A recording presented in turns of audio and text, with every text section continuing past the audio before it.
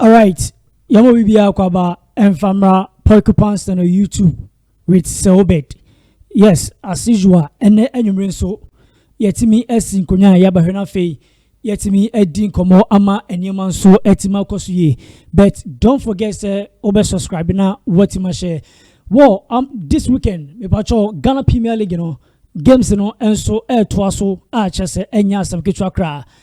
Ema refi se boboko efene se House of Folk enso ebebo ediatia eye Mediama Sporting Club T Fishes and daso no Matchday 26 ana sa games enso ebaso 3 p.m. ana tofem yebenya Heart of Lions ebebo Asante Kotoko na fiawa benya Dream Service enso timabo ediatia Babiani Gold Stars afei yebenya Samates amone Accra Lions na afei yenya Young Apostles enso ene Legon Cities Baseke Wally Stars everybody te Brekum Chelsea na afei Aduana Stars abo ediatia Vision FC we Sunday games awodoa eno so ebetima boso na afei Monday which is 7th April yenya Nations and afei Courage United amonso etimi da pem so na afei enema so etimi akoso we screens ne so a eno aye matches awodoa ebeto from ayede won sam no ede emamo eye ene awie on this channel. But don't forget say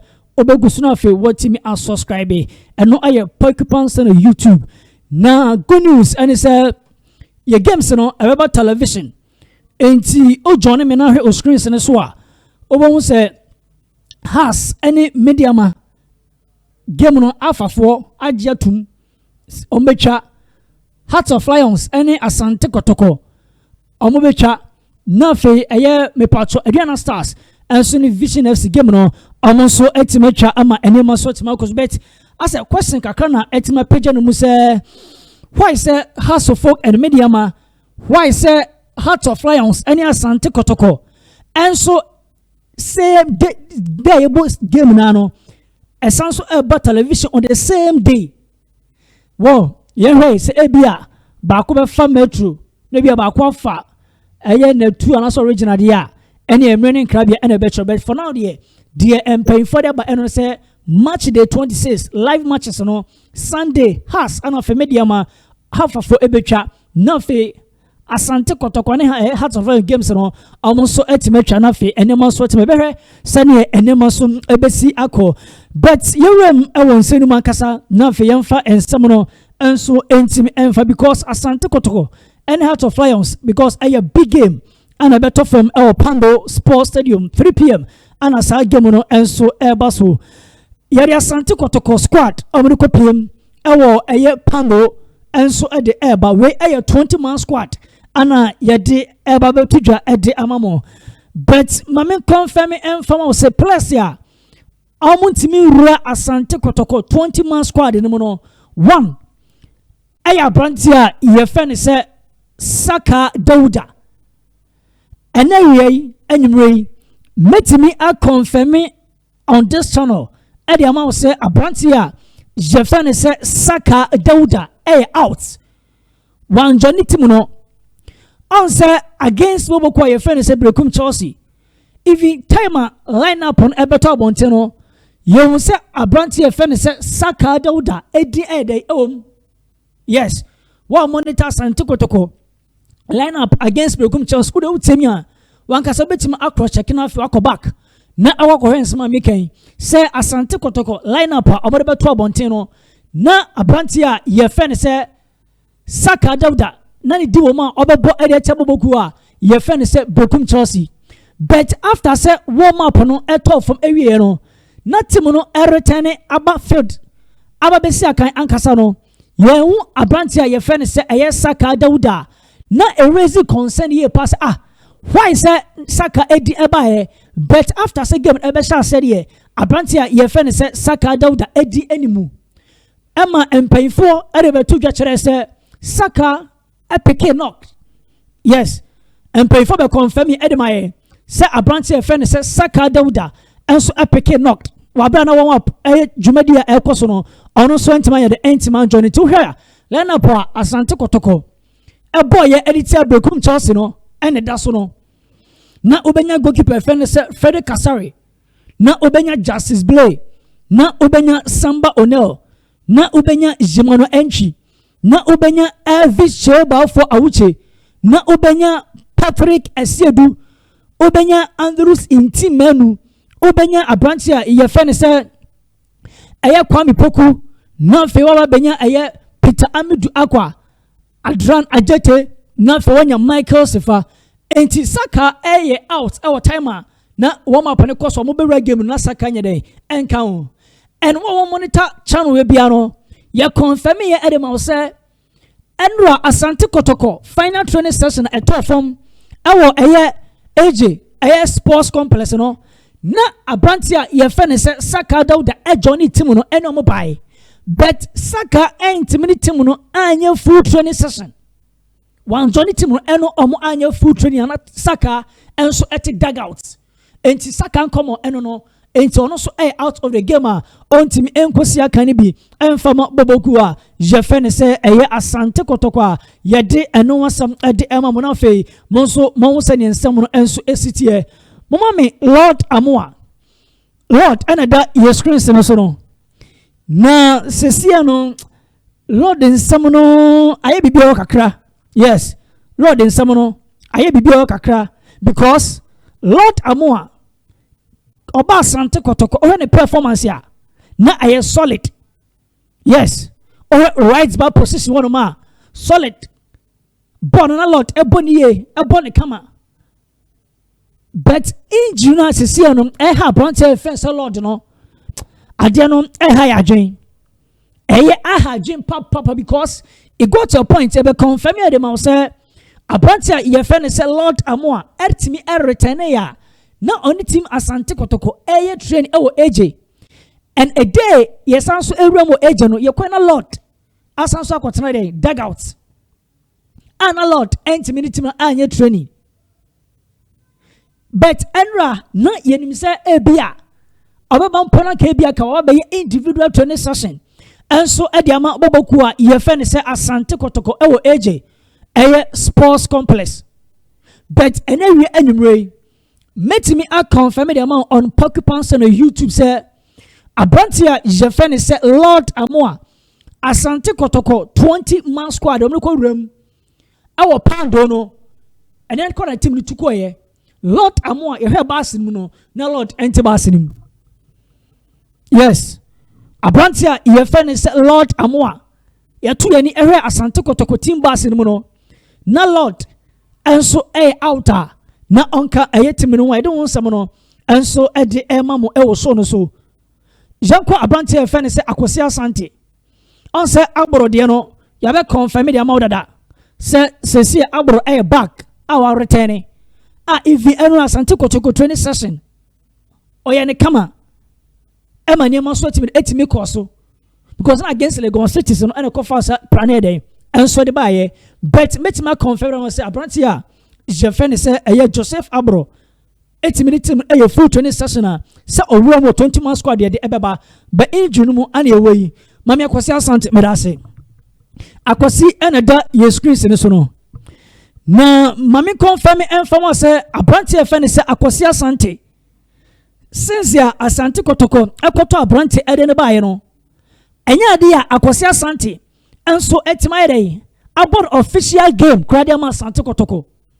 Yes, ano da so no Akosi eneda ye screens ne so no metima confirm ede ma wo say abrantia ye fe ne say Akosi Asante enti minya an official game enfama Asante Kotoko because ye koto Akosi bicycle omra na fe oma ye adwuma no enfama Patrick Estate in case of say injury ba but up to now me no ka say pra eda so edi abrantia je fe ne say Akosi Asante nya ene anwumrei awie me confirm the amount say Asante Kotoko 20-man squad amurko pay all pando Akosi out. Yes, Akosi Asante out. Team no ya tu ya no hwe bass no ta mu full bass no na Akosi ye dey enka wo bi. Nti Akosi na Ben Frederick won mo no. Let back or buy ene man fa. Obekwa Akosi individual training. Ebi okwa still na akwatena dugout. Until no team no enye full training session. Nti Akosi de enso eno no. Mama 3 players Saaka Dauda Asante ana fa branch ya friend say Lord amo we 3 players ya met my confirm say amo ye out but Fernando Wisdom Bassey and for Asterisk at home. Yes, for Asterisk at home. You know, Fernando, for Asterisk at home. Yes, and ultimately, no, a full training session, but based on any of my peke or grounds, no. Now, a branch of friend said Fernando Wisdom Bass and fitness, no. Na a shaky kakra. Inti already for Asterisk at home. And no, I don't want some no. And so at the Emam was so. Mammy, I've got a bunch of friends said Mohamed Kamara.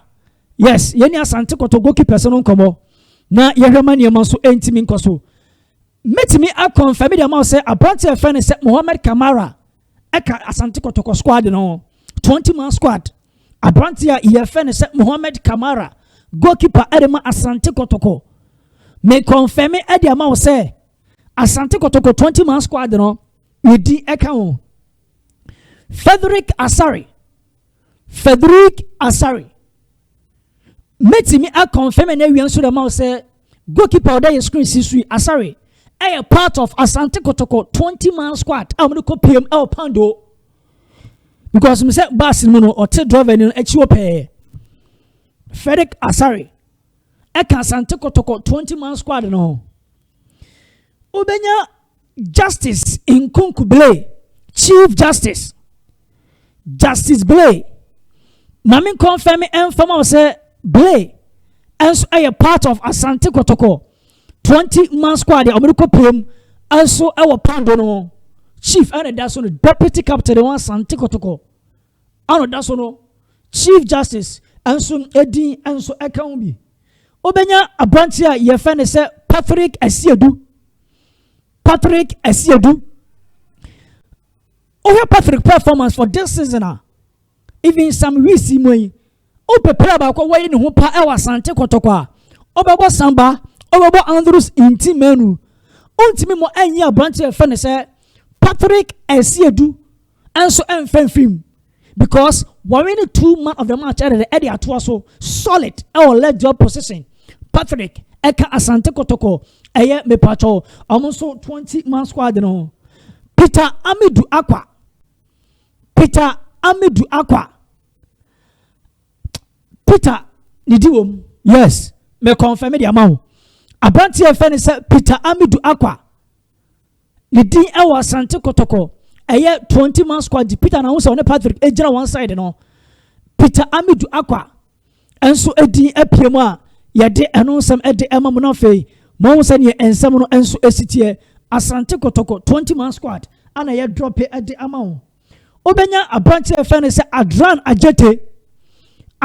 Ajete ana onya go edema Asante Kotoko against Bekum Chelsea solid for now boy ni performance other than the edema Asante Kotoko our right back position one no aye solid and then we anyway met me a confirm the amount say a branch of friend say Adran Ajete ono so edi eka Asante Kotoko eye 20-man squad no ubenya Isaac Minta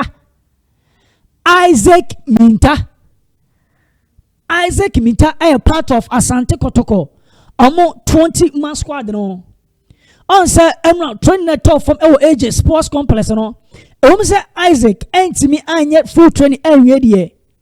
But Isaac Minta a part of Asante Kotoko 20-man squad no. And run the injury situation no na enye serious. And it's a late fitness test. A uniform dia fine. But then we met my confirm them say a branch your friend say Isaac Minta a part of Asante Kotoko. Almost 20-man squad no one. Yade and no one son at the Emamo. Harry Ansu a part of Asante Kotoko Timono. And then what a tour, Bassi, not a tour. Yes, no, I bet more. As a tour. How we answer and a branch of friend say Albert Amoa. Jabet ma confirm the amount say Albert. And I a part of Asante Kotoko. A year 20-man squad no.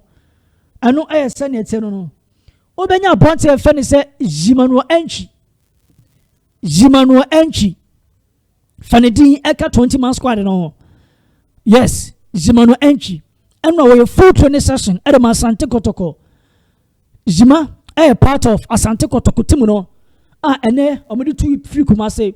Ekoko PM and our pando.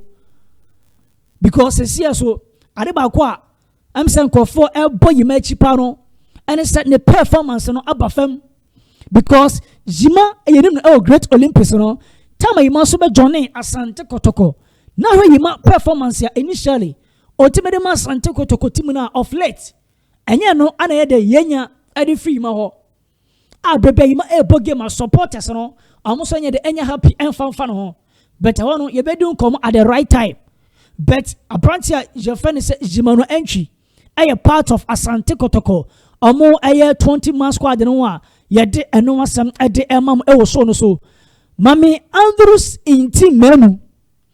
Andrews in team menu. Metima confirm the amount say a branch here friend is Andrews in team menu.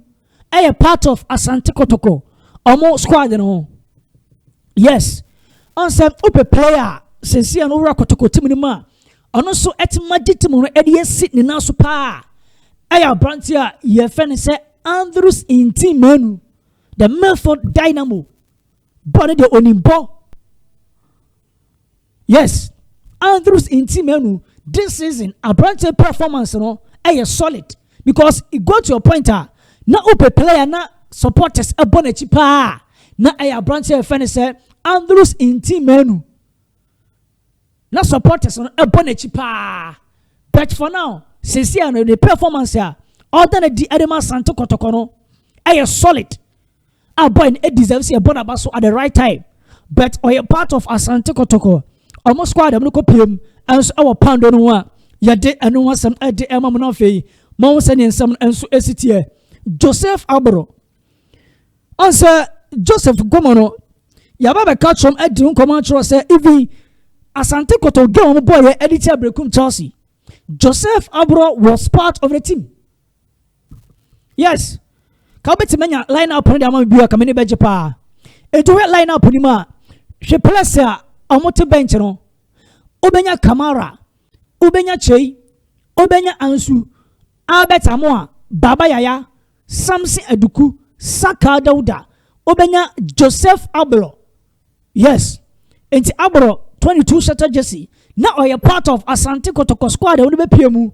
And so ewo eye oboase editor Bobokua. Your friend is Brekum Chelsea. But are part of squad here Omiko PM and so ewo Pando editor Heart of Lions. I know I send ye Joseph dear and so SCT I don't want someone at the Emam ewo so. Oh my meme a branch of friend is Baba Yaya. Yes. Baba Yaya. And then met me the amount say Baba Yaya so a part of Asante Kotoko squad here. America copium and so a pound no. Yes, Baba that is screen so no. Na I'm say no situation on say na adeba kono say a chiana na air course on intino.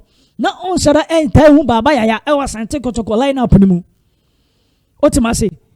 Yes, hu Baba Yaya e Asante Kotoko line up on fledge because na H1 air course intino na technical team and so adema Asante Kotoko say obetimi manage a brand and the situation because we are come na osanso at the elbow no bia enye play bia na betima dey ISR and say Lamine Jama na oya konche besto na Lamine Jama at the elbow no bia na baba so bia no so enye entimi enye menka say sanitary but based on imagination and based on technical decision no Emma we say na anwo person we protect our branch here ye friend say Baba Yaya intebere against Heart of Lions say Baba Yaya ebetimi ameki into the first 11 after say chiwe eba na we na fe ye we say on the way forward no eniema so be dey enso ebesi akọ enti Baba Yaya so a part of Asante Kotoko almost squad on be PM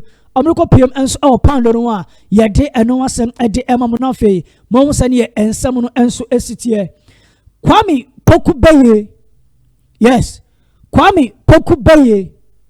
Also, channel Yeswana boss player Ekacho say a branch of fan say Kwame Pokubeye after season na say kwa new season na say kwa me kwa season kwa aka kwa ni awie aka ni awie so to say so performance akwa me poku e de Asante Kotoko for this season after say almost so 18 sign no ontimi ka say kwa me poku aflope dabi ontimi ka say kwa me aflope because kwa me poku ma ye goals once Abranteɛ friend say Albert Amoa was not there.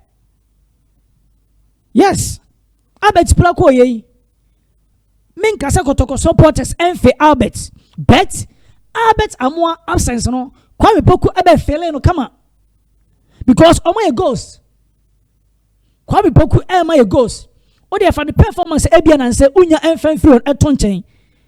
Na compare time Albert ekoye no. Kwame Poku performance so far all the Asante Kotoko no and also I solid.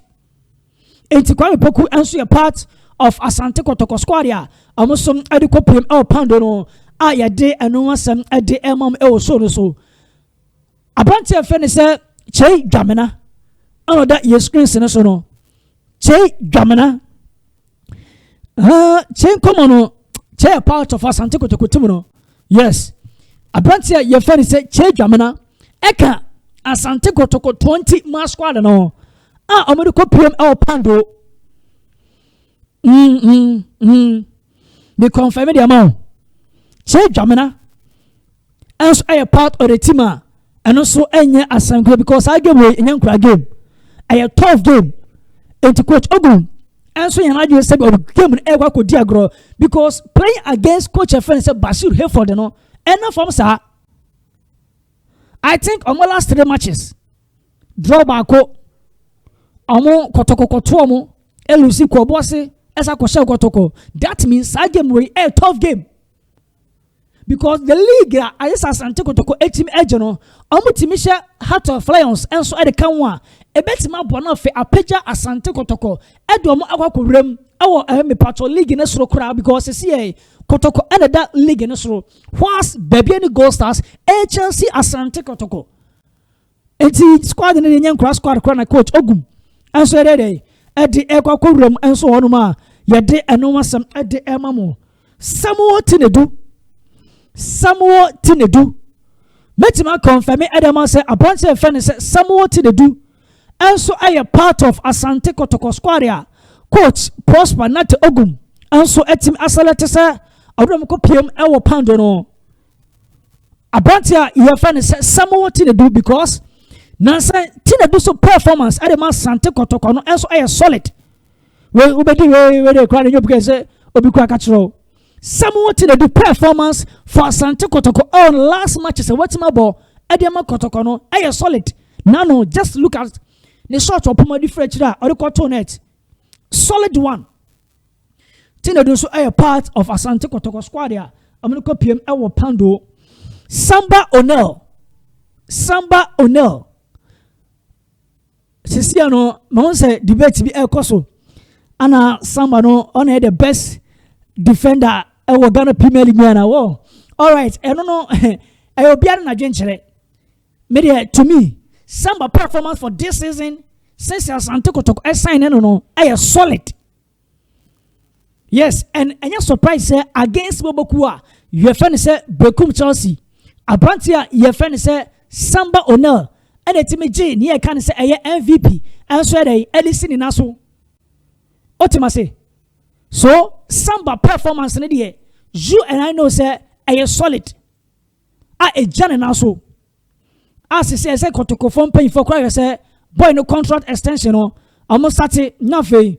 Amutimi ABM Edema boy no Samuel Edaso no. It's against Bekum Chelsea. Honor or man of the match. Edema Asante Kotoko. And you also one you be Sergio Ramos. And okre Abrante baye what Daniel be the chere say Sergio Ramos performance and you be no there and so at the MIA. So Samba will know a part of Asante Kotoko squad ya. Also ediko PM and so our pando no ya de anoma sam at the Emamo. Michael Sefa. And that met me a confirmation on say Abrantia. Jefferson said Michael Sefa as a part of Asante Kotoko. I'm also 20 man squad because Ore Sefa performance. Ocean at the ama abolono. She said a great competition our tro and Kotoko difference in this war. She see a bad day. Obet in the ball quite a etibia room and anyone says so far, I'm not conceding just a goal against Samates. So I think Sefaso inclusion our Asante Kotoko Chirono is solid. Now for ode something eduku and so etimi the day and so etimi the sosu sinti we Asante Kotoko 20-man squad America play our pando and every and you may don't someone and so etimi ede amamono Asare Kamara Blay Patrick Peter Adonajete Poku Minta Ansu Imano Enchi Joseph Ablorh Baba Yaya Inti Menu Ubenya Tinedu Che Jamena Eviche Bafo Samba Albert Sefa and of our branch finish eduku Tway any place ya coach Ogum and so eti masaletia or the omoko prim ewo pando na fe amanyama and so etimi akosu enti until say you be share don't forget say obe subscribe na fe what ma share.